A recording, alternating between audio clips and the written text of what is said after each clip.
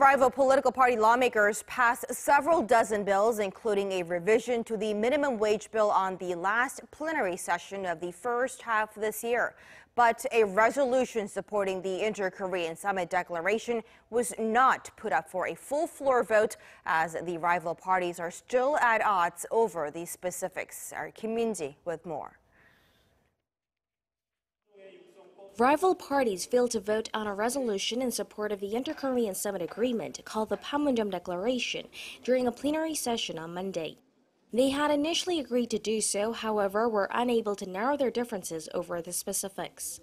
The ruling Democratic Party of Korea wanted to use the phrase realization of a Korean peninsula free of nuclear weapons through complete denuclearization, while the main opposition Liberty Korea Party called for a stronger statement, the complete verifiable and irreversible dismantlement of North Korea's nuclear program.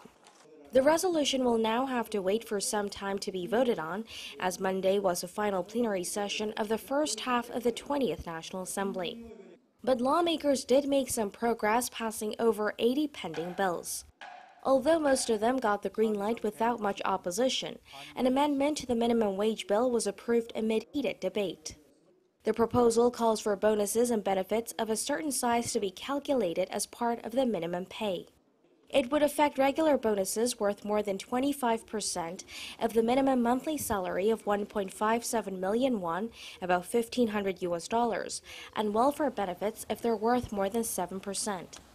The proposal was met with resistance, as some argued that it would undermine the effect of the minimum pay hike.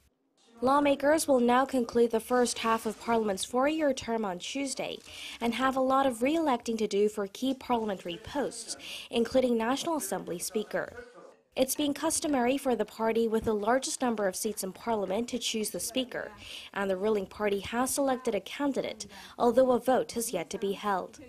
However, the main opposition party wants to put off the vote until after the by-elections that will be held on June 13th, as there could be a shift in which party holds the most seats. The ruling party currently holds 118 seats, while the main opposition has 113. It seems that for the next few weeks or so, the National Assembly will be without a speaker, and with the terms of most key positions in Parliament expiring on Tuesday, there are concerns that the legislature could be headed for paralysis. Kim Min-ji, Arirang News.